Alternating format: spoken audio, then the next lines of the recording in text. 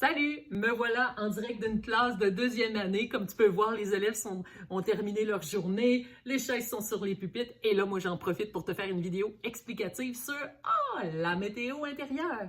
Te sens-tu en fait en manque d'inspiration pour parler des émotions? C'est tellement un sujet d'actualité. On aimerait ça que les enfants soient dans le soleil 24 heures sur 24. Est-ce que nous, en tant qu'adultes, on s'exige la même chose? Peut-être que oui, peut-être que non. Bref, aujourd'hui, le sujet, en fait, de la météo intérieure avec les élèves de deuxième année, troisième année et même de la sixième année, c'est tout simplement pour les aider à comprendre qu'il y a beaucoup d'intensité dans ma planète météo.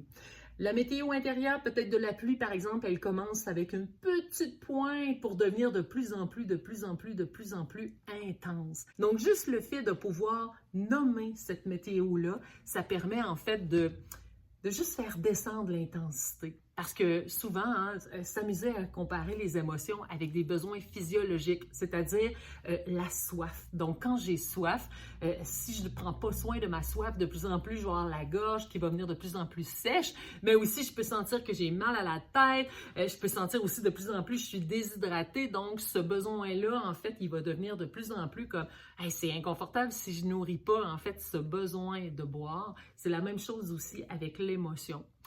Si je m'en rends pas compte, si j'en prends pas soin, si je me donne pas des soins, ben mon émotion, elle va devenir de plus en plus inconfortable et elle va prendre beaucoup de place.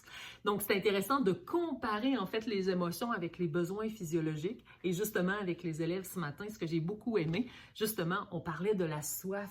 Puis là, je comparais, si tu ne bois pas, tu vas te sentir de plus en plus comme pris avec cette sensation-là, avec la même chose comparable à l'émotion de la tristesse, par exemple. Et un coup que tu bois ton verre d'eau, là, tu sens que tu es soulagé parce qu'enfin, la soif, elle s'estompe et tu as une sensation physique de confort qui apparaît. C'est la même chose aussi quand j'arrive à pleurer, quand j'arrive à nommer l'émotion que je vis à une personne de confiance.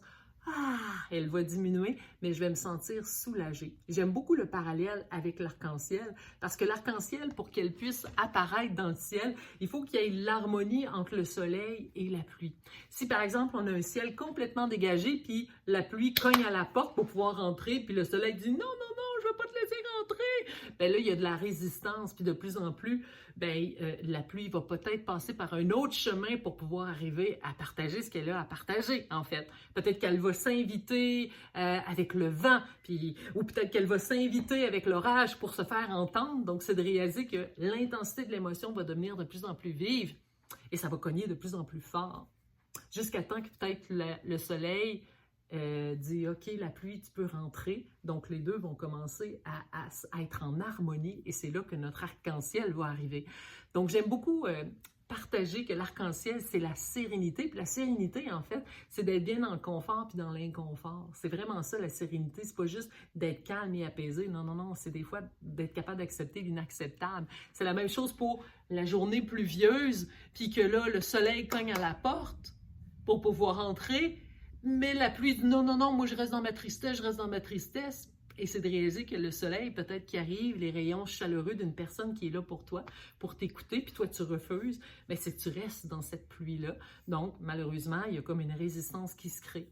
Quelle belle façon, en fait, d'expliquer aux jeunes à quel point, en fait, le soleil et la pluie peuvent arriver à s'entendre et puis créer l'arc-en-ciel qui est cette sérénité qu'on recherche parfois dans, des fois, accepter l'inacceptable. Une situation est arrivée, je ne l'ai pas choisie, je me sens tout croche. Oui, parfait. Laisse entrer cette émotion-là.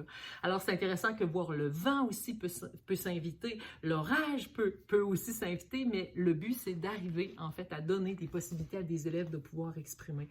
C'est vraiment spécial parce que j'exprimais ça, justement, que la pluie dit oui au soleil, le soleil dit oui à la pluie, l'arc-en-ciel arrive parce que la sérénité s'invite, puis tout bonnement, il y a un élève qui s'est levé dans la classe, puis il est venu me voir. Je pensais qu'il voulait aller à la salle de bain, mais non, lui, il voulait m'exprimer qu'à matin, il a vécu une grande météo de la pluie, puis même ça a débordé pour lui, puis qu'il a senti qu'il y avait de l'injustice. Puis là, je lui ai demandé, est-ce que tu as réussi à en parler à tes amis?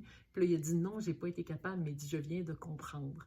Alors, c'est de réaliser que, wow, en faisant ces petits pep talks-là de la météo intérieure avec les élèves, on les aide à faire des petites prises de conscience, des petites connexions neuronales qui vont faire que, ils vont comprendre les situations qu'ils vivent, puis qu'après ça, ils vont pouvoir nommer ce qu'ils ont vécu. Tu sais, souvent, on force les enfants à ben là, tu dis que tu étais dans la colère, tu dis que tu étais fâché, mais les enfants ne comprennent pas nécessairement qu'est-ce qui se passe.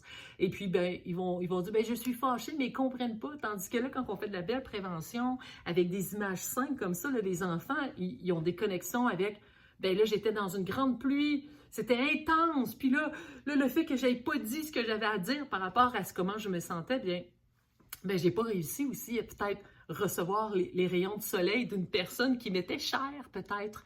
Parce qu'il y a souvent des enfants qui restent dans la pluie puis ils disent non, ils ne veulent pas ouvrir la porte. Mais quelle belle façon, en fait, d'aider les jeunes à comprendre que est-ce que tu as accepté de l'aide? Parce que moi, je suis là avec mes rayons de soleil, j'aimerais ça, pouvoir entrer dans ta pluie. Est-ce que tu me permets? Je ne veux pas enlever la pluie que tu vis, non. Je veux juste t'aider à sentir que tu es confortable à l'intérieur de l'inconfort émotionnel.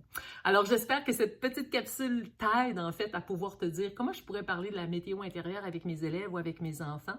Ben, procure-toi le mandala de la météo intérieure, ou aussi il y a des petits cartons en fait de la météo intérieure pour parler des intensités émotionnelles, petits, moyens, grands de météo pour justement partager. C'est vraiment le fun parce qu'on voit qu'on vit des petites météos, des moyennes météos, des grandes météos, on peut s'amuser à faire des portraits météorologiques.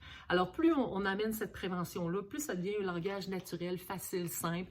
Puis en même temps, c'est qu'on enlève, en fait, des fois, l'impression négative de vivre des émotions. Et le but, c'est de normaliser tout ça. Alors, au plaisir de te revoir pour une prochaine capsule vidéo sur la météo intérieure et sur l'accueil des émotions.